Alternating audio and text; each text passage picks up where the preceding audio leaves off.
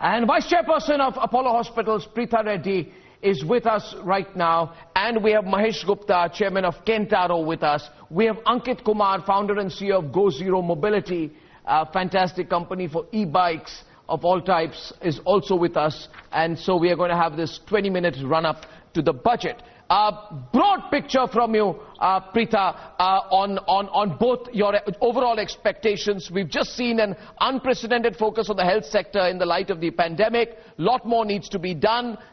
Would you like to talk about the health sector to start with? Maybe the finance minister can allocate a higher percentage of the GDP this time? Thanks, Arnab. You know, we're really looking forward to a lot. The good thing about the crisis, the only good thing in fact, is that there's been a huge focus on health and health infrastructure. We know that our allocation is only 1.6%. Even if it doubles, it's not enough. If, you know, other countries, developed nations, have a double-digit allocation on health budget. So I think that is crucial, it's vital, it's for the health of the economy. And the spin-off is that, you know, it's going to... there's jobs for people, there is a whole manufacturing aspect to healthcare. So I am looking forward to a lot of focus on healthcare. I also understand that, you know, health is a very socialistic mindset, and it has to move towards a slightly more industry-focused, a slightly more capital mindset, because infrastructure has to be, you know, upgraded. There's a lot which needs to be done because we are really falling short in terms of numbers, and that's what this crisis has taught us. So I'm looking forward to focus on healthcare, both for the health of the nation and from an industry perspective. I think it's crucial and vital. And I do think that we should and we deserve to be awarded a priority status right now. So that's really my ask for the moment. Absolutely. I'm totally with you on that, Preetha. I think totally deserve it. But whether we will see deductions on import duties, on diagnostic equipments and beyond, whether there'll be a simplification of GST conditions or an investment into healthcare-related R&D, I think the government needs to do a lot more. I think the government's seeing the writing on the wall.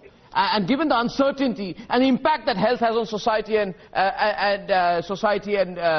economy, I don't think there is any reason for the government to be wanting. Want to quickly go back to Mahesh Gupta for one more question. This budget could determine how India charges ahead. Some people say 9, some have actually said 10. What's the difference? What is that one big thing which can be a catalyst between 8 and 10?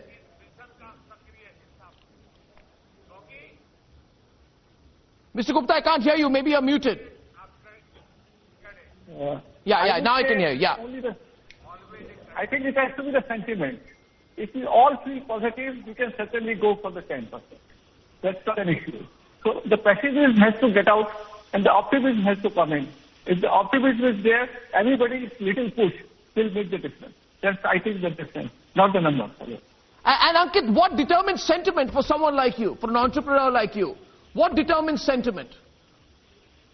Well, the sentiment is the demand, one. Second is the government attitude. The government attitude has to be positive. It's not going after people who pay more taxes and people who do better, rather than supporting the businesses. That's the attitude to me. Yeah, that's a good point. Don't go after those who contribute to wealth creation, is the point Mahesh Gupta makes out there. I can see that Janmajay Sinha, Chairman of India for the Boston Consulting Group, is going to be joining us right now. I want to go back to Ankit. Ankit, what is sentiment for someone like you, for an entrepreneur like you? We've been talking about what the government can do to pick up the startup sector, for example. What impetus is needed to overtake China? See, Arnab, we have been talking about EV sector for a long time, and there has been rolled out of FAME2 schemes, etc., which has not proven to be taking up shape in the way it was maintained or managed to be. Now, I come from an e-bike sector and a drone sector, which are futuristic segments and which are the need of the hour today. But there's no focus when it comes to incentives or subsidies that can be provided to such a sector. Moving on to the tax regime, even if you look at those aspects, the sector is still struggling with the taxes and the import duties, etc., which is way too high. And when we are talking about, you know, manufacturing and making in India, we need to look into those aspects very seriously and consider wherein the entire subsidy and incentive is being provided to, and is it going to the right people, so that the industry can be uplifted and the concept of Make in India can truly be brought into place. I think Ankit says it right out there. Viewers, there's an expectation that the Modi government should be expanding on the startup, Made in India and Atmanirbhar initiative to help homegrown brands grow and thrive.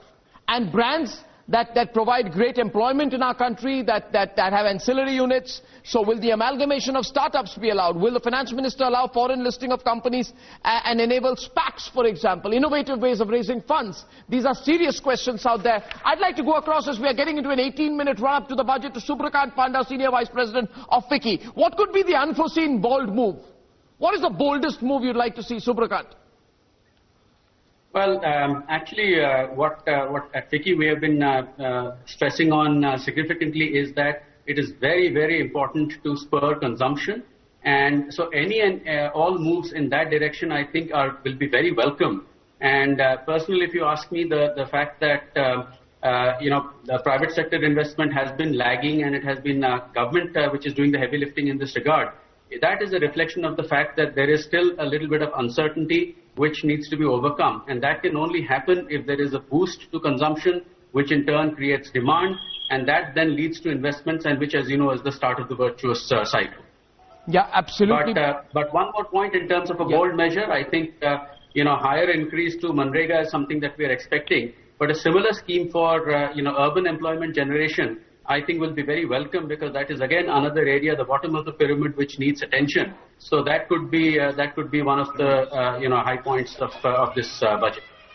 Absolutely. Viewers seeing pictures on the screen, the cabinet meeting has ended. It's been approved. Is the government in a mood, Abhishek, coming to you, is the government in a mood to take unforeseen bold moves? Briefly. On a consolidation, and I would say precaution should be the buzzword so far as we are concerned, because the government is also calling it precaution dose, not a booster.